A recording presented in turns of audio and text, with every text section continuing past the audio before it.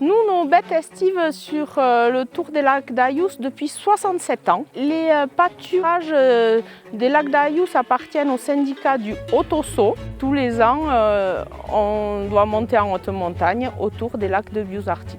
En haute montagne, là, les vaches restent environ une cinquantaine de jours. C'est très bon parce qu'elles viennent prendre un bol d'air, trouver de l'herbe qu'elles ne trouvent pas en moyenne montagne. On trouve des nutriments qu'on ne trouve pas ailleurs. La pâture est différente, on l'exploite au bon stade. Et puis c'est des pâtures complètement différentes parce qu'elles poussent juste après la fonte de la neige.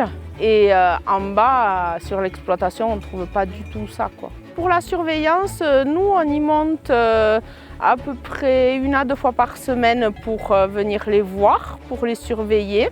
Ici, au syndicat du Haut-Ossau, il y a ce que l'on appelle un pâtre. C'est quelqu'un qui surveille un peu les troupeaux quotidiennement sur l'estive. Il surveille tous les troupeaux du syndicat du Haut-Ossau. Une surveillance, mais surtout pour des grosses blessures ou des gros soucis. On ne peut pas avoir la même surveillance d'un troupeau en estive que l'on a à la maison. Il y a beaucoup plus de risques et ça, quand on amène nos troupeaux en estive, il faut en être conscient. Oui, c'est les chutes, les animaux qui chutent. Il peut y avoir des soucis d'orage parce que c'est vrai que l'orage tape fort en montagne. Du coup, elles peuvent se faire mal aux pattes ou ailleurs. Il peut y avoir aussi de la prédation. Il y en a eu ici dans le Béarn cet été. Ça a surtout touché des brebis, mais au niveau des vaches, la prédation, ça peut être aussi très dangereux parce qu'elles peuvent être apeurées et du coup, elles peuvent tomber dans des précipices, dans des endroits compliqués et du coup, il peut y avoir pas mal de mortalité. On peut aussi avoir des maladies style de la FCO, de la MHE. Les maladies peuvent se transmettre beaucoup plus facilement d'un troupeau à l'autre. Ici, par exemple, on mélange une trentaine de troupeaux entre eux. Les maladies peuvent circuler beaucoup plus rapidement. On travaille avec notre troupeau, mais on ne travaille pas tout seul.